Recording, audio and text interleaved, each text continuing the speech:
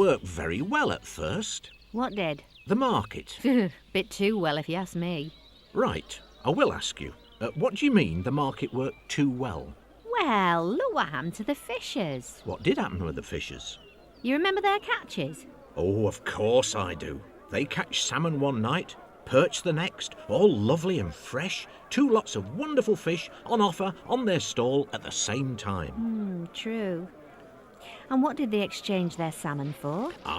They did very well out of that. For each load of salmon, they were guaranteed to get a dozen eggs, 12 bags of corn, and a leg of lamb. Yeah, and what did they get for each load of perch? Well, they didn't do as well from that, did they? Maybe only half a dozen eggs, 3 bags of corn, and a couple of chops if they were lucky. Yeah, but they'd spent the same amount of time fishing for the salmon as they had for the perch, right?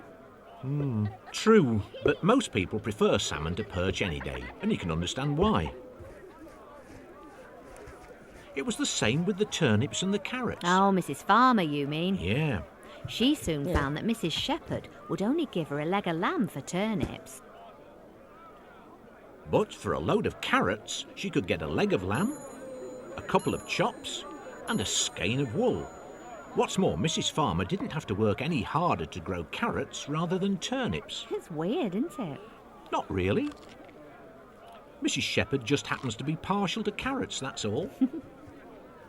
It's another example of a market giving people information. It tells you what people want, and it tells you what people don't want. Same thing happened with those shawls I used to take to market. People seem to get tired of the old favourite designs. Then, as soon as I started to take some of our jazzy new designs, they went like hotcakes, even though I was asking twice as much in exchange for them.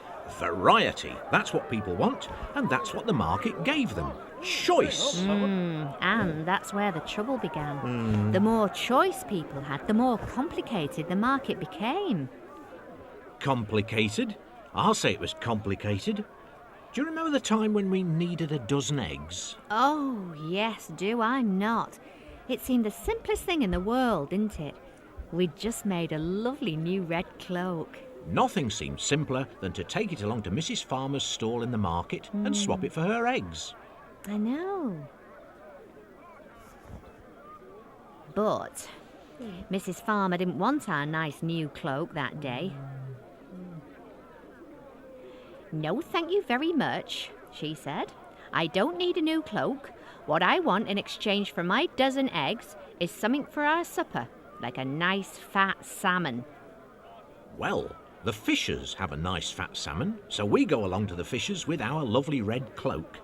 "Very nice indeed," says Mr. Fisher, "but what I actually want is butter." But of course, it's the cowards who have butter. And do they want our red cloak in exchange for it?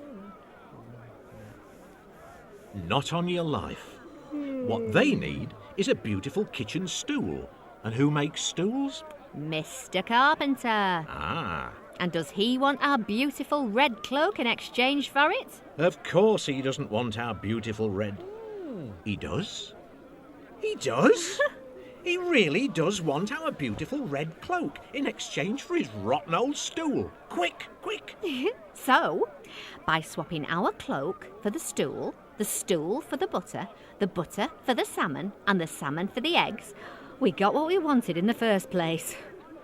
What a hassle for just a few eggs. Whoop, whoop.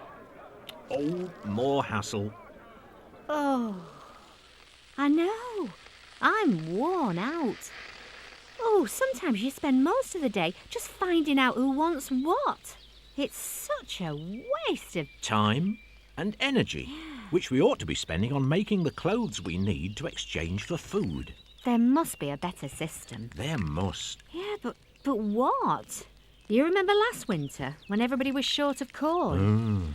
Well, if you had corn, you could swap it for anything. You never had to go round and round from one person to another, collecting things you didn't want, to swap for other things you didn't want, till finally you got the things you did want. You just swapped everything for corn. You could even keep it till next week or next month if nobody had what you wanted that market day. That's all very well. You didn't have to lug those things to market and back when you couldn't swap them. And when harvest time came, you could hardly give the stuff away. Hey, but wait a minute. But suppose this is something someone always wanted. Suppose there's something we could use like we used corn last winter. Something like water, for example. What? But they've got as much as they want of it. And if they haven't, all they've got to do is drop a bucket into the river. It's theirs for the taking. Strawberries? They go bad after a couple of days. So, it's got to be something everybody wants and nobody ever has enough of. It mustn't be too heavy and it mustn't ever go bad. There ain't no such thing, my dear. Yes, there is. What? These!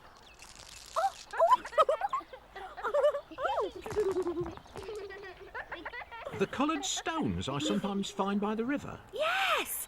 Everybody wants them for rings and bracelets and necklaces, and there aren't too many around. What a great idea. Why don't we... Hold on. I've thought of a snag. What? Suppose one of these is worth a dozen eggs. Well, then you simply swap it for a dozen eggs. But suppose you only want half a dozen eggs. Oh, I see what you mean. Can't break it into smaller pieces. I've got it. That's it. What? Gold. We could use gold. Nobody ever has enough of it. You could swap a very small amount of it for an awful lot of meat or eggs or cloth. It keeps forever, it doesn't even rust, and you can divide it up really small. Brilliant! Absolutely brilliant! So, that's what we persuaded everybody who used the market to try out. Every family got all the gold it could spare and took it round to Mr. Smith. Then he melted it down and made it into small round pieces for them.